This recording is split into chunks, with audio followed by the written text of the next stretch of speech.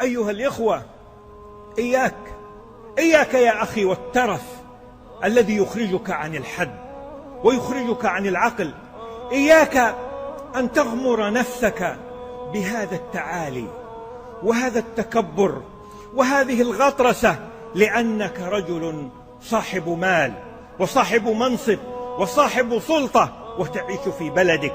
إياك أن تغتر بنفسك، إياك أن تغتر بصحتك، إياك أن تغتر بقوتك، إياك أن تغتر بأعوانك وجندك، فإن الله عز وجل يملي لك ثم إذا أخذك لم يفلتك.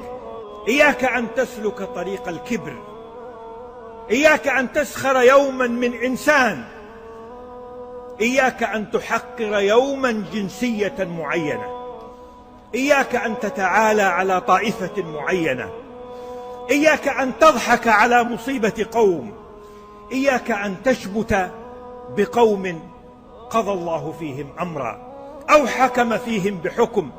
إياك في يوم من الأيام أن تتكبر انتسابا لقبيلتك أو قومك أو حيك أو بلدك أو جنسيتك. إياك، فإن الله يمهل ولا يهمل. أيها الإخوة، لا يصلح أبدا أن يظلم إنسان أخاه، ولا يجوز.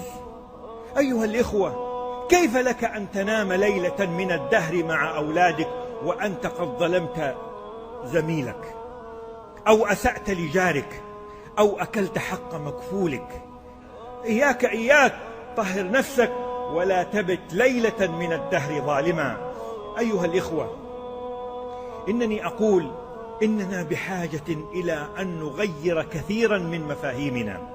يضغط علينا الإعلام أحيانا وتضغط علينا الأنظمة أحيانا. نعم، نحن مع النظام وبلدنا بحاجة إلى تعديل كثير من الأنظمة لكي يعود إليها الوضع الصحيح، لا نختلف على ذلك، لكن يبقى في النهاية أنت تطبق النظام دون أن تظلم، دون أن تسيء، دون أن تجرح أحد، دون أن تتشمت به، دون أن تطلق عليه النكات، دون أن تضربه، دون أن تهينه.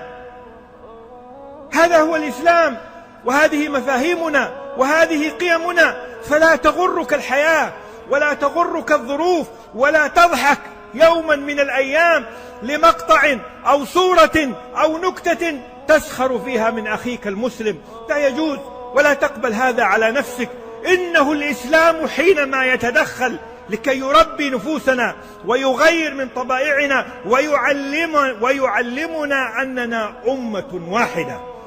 فاليوم أقول وبمنتهى الوضوح: أيها الآمنون في بيوتكم، أيها الآمنون في شوارعكم، أيها الآمنون في أعمالكم، أيها الآمنون في أوطانكم، تذكروا نعمة الله عليكم واشكروه ولا تنسوا إخوانكم، فإن الله هو الذي وهب وأعطى وأغنى.